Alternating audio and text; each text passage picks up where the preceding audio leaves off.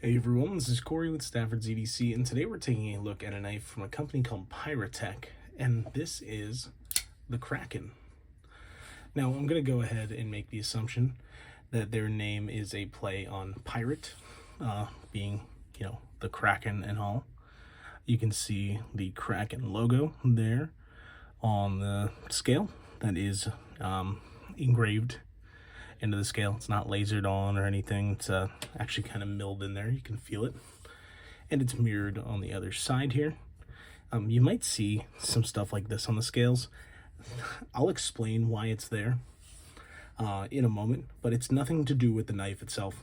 It's just something I did that was stupid to do around this knife. Let's talk a little bit about this first, though, because these are currently available on Piratech's website for $300. You're looking at S90V, blasted titanium scales, as well as clip here, which is reversible. You might not catch it at first, but there is a tab right there. So this is a reversible clip, and of course ambidextrous lock here with the Axis style lock. Running on bearings, you have a 3.22-inch blade, all T8 hardware, which, speaking of hardware, that's what I wanted to talk about. This knife has no visible hardware. Obviously, there's spacers, there's a pocket clip, but how are they all attached? They're attached with magnets. So you just kind of get underneath the scale, which it's not easy to do, which is a good thing, because of course you don't want things coming apart. But you can kind of pop the bottom of the scale up, and you can see the filler tab came out. And then just work your way down. It's not easy to do under the camera, I'll tell you that much. I'm going to open the blade up. Try and do it this way. I don't know why I'm struggling with it so much. There we go. But you can see there are magnets on the inside. This is number 1.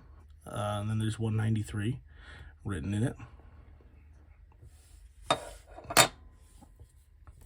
See, the other side also has number 193. I guess they match the sets up that way, and they number these. There was a limited pre-order.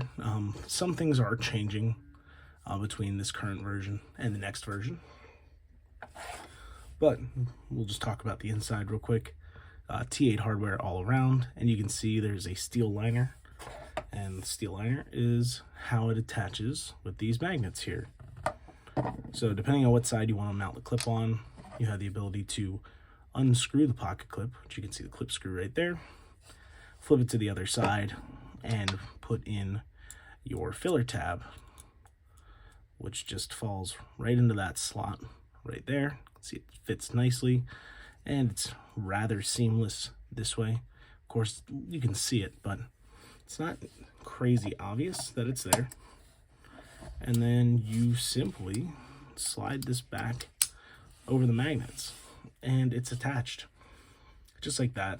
You really don't notice that these scales aren't attached unless you're going to grab it and like shake at it, which it's not doing it now. But there was a little bit of shifting going on right when I first got this. I think something just wasn't quite seated properly. This is coming from the pass around too, so it's not to, it's not coming from the factory with a little bit of wiggle per se.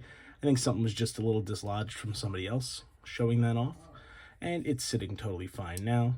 But you have 0.11 inch blade stock S90V, these super cool magnetically mounted scales. Everything's blasted. Really, really nice, interesting piece overall. The changes that are going to be coming, the current ones that you can order on their website are set to be finished being built in the end of February of this year. I'm filming this just before the start of February. Today is January 31st when this video is being filmed. I will try and get this uploaded rather quickly since they are nearing completion, at least before the middle of the month. But they are changing the grit blast on here from 120 to 180. Now, I don't know which one this one was, so keep that in mind. You're going to have a 180 grit quartz bead blast on the scales. It's going to be a little softer than like a Chris Reeve kind of blast. That's a fairly coarse blast, like a 120 or 80 grit blast. Well, this won't be quite as rough, but it will still provide a nice texture. And they're switching to a hand satin blade instead of this stonewash finish that they currently have. And the thumb studs are getting redesigned to be Kraken heads. So it's going to be a little more branding, and they are working for those to be comfortable as well as nice branding. And here's that rattle you can hear. That's just a little bit of play right down in this area where the filler tab is. But it's not really bothersome. It's not something you notice too much, but you just might hear it once in a while, a little bit of rattle. And just something I noticed and that some people might pick up on. It doesn't bother me too much now that I know what it is, but before I knew what it was, I thought there were screws loose or something that could happen with spacers, but it wasn't. It's just that guy down there. Let me get into some more specs, and then I'll talk about the performance of the knife, just because I have the page up here. I already said S90V, it's going to be a hand satin. They're running it at 61 HRC. Roughly, it's going to be between 60 and 62. You're looking at a blade length of 3.22 inches. I already talked about the thickness. The overall length of this knife is 7.63 inches, and your handle length is 4.41 inches. So overall, you know, a pretty nice medium-sized knife, kind of approaching that larger size, but still coming in under 8 inches overall. It weighs just over 4 ounces at 4.16 ounces. I'll tell you, it's not very heavy at all. It feels really nice in hand, and all this weight is largely due to the steel liners that are integral for these magnets to work. Because if you had titanium liners, of course it would lighten it up, but titanium's non-magnetic, so you wouldn't be able to have this hardware-free design otherwise. So you have to give and take a little bit, and a little bit of extra weight's really not bad, so that's something I don't mind at all in this case. Now, the cutting performance of this knife has a flat grind on it. You know, it's not the most amazingly thin flat grind in the world, but it comes down to a pretty decent edge. Hopefully this can kind of focus. You can kind of see. Try and get right under the lens of the phone. You can kind of see how that tapers down. You know, it gets pretty thin. It doesn't get tremendously thin, and it does go up most of the way of the blade. So this does actually slice pretty nicely, though if you're dealing with some thicker materials, it's not going to slice as nice as like a hollow grind or a full flat grind. But overall, I mean, it was quite comfortable to use. Axis style locks tend to be pretty comfortable in hand unless they have like an egregious pocket clip, which this doesn't. This milled clip has some nice chamfering and some nice rounding due to that bead blasting. So you can see how it would be quite comfortable in hand. Keeps a pretty low profile. And just as I'm looking at them underneath there, you can see some little fuzzies there. That is because of the magnets and because I was using steel wool, really fine steel wool, on some traditional knives, cleaning up some work I did to the bolsters. And this happened to be sitting, you know, like right up here on my desk. So as I was losing a little bit of the steel wool, it was leaving itself on the knife. So just don't worry about those. That won't be on yours if you happen to order one of these. You can see the snail trails are pretty crazy on this. Scratches, it's going to show wear really well, just like a Sebenza would, which is something that I really enjoy. I like seeing the character develop over time. It's one of the reasons why I love micarta so much, and a bead blast is my favorite way to finish titanium. No doubt. There's a million ways you can finish titanium. You can anodize it, you can bead blast it, you can leave it raw, you can tumble it, whatever. This is my preferred approach. It provides a texture, and you can see how it wears and ages, and I think it just gives the knife an overall really nice overall used and well-worn look.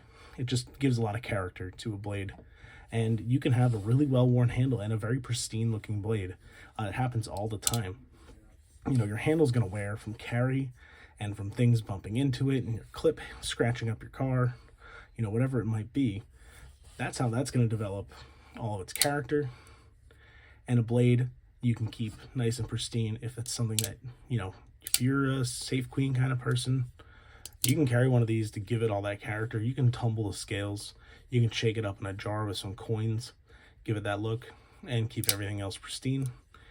I don't know, I like the combination between a user finish on a blade and this lovely blast on scales. Let me know what you guys think down below, if you like seeing snail trails and scratches like this in your knives, or if you want them to stay looking nicer and better and not change. You might be more of a G10 or an aluminum or some kind of different finish on titanium person, if that's the case. But let me know what you guys think down below about that. And of course, let me know what you think about the Kraken here. They do the axis lock really nicely. The lockup is solid. You can see there is nice lockup there, and that's also where your steel is marked. S90 down in there. You can just see that. If I pull that guy out of the way, you can see S90 written right in there. So marked. It's probably easier to show it this way. Hey, look at that. There's even the V. Just tough to see. But anyway, it deploys really well, and overall the action is really nice. Haven't needed to take this apart or anything, but besides to show off the scales there and just check for tightness when I didn't know what the rattle was. But yeah, overall, this is a cool one. The blade shape is a nice sheep's foot. It's got like this little extra hump thing going on that I don't think it needed. I think this with kind of more of a drop would be really nice. You'd have kind of a nice point to work with. But you could always modify this yourself if you did want to change the blade shape, which if I owned one of these myself and this wasn't a pass-around knife, that's probably something I would do. But overall, been really happy with it, and I think a lot of you guys would be too. So if you're looking for something in that $300 range that is a little different and is really well done, then take a look at the Piratech Kraken. It's available on their website, which is Piratech.com. I realize now it's not Piratech. They spell it is Piratech, but their website is pirate-tech.com. I'll try to remember to put a link in the description. I don't know if they have disclosed a manufacturer for this. I am going to take a quick peek at their website while I'm looking at it here. I don't think I'm going to find the information. It's not on the product page. So, these are being made overseas, but they will be coming at the end of February. So, with that being said, I'm going to leave the video here. Hope you guys enjoyed hearing my thoughts about the Piratech Kraken, and I want to hear your thoughts down below. Thanks again for watching. I hope you enjoyed, and have a great rest of your day. Thanks. Take care.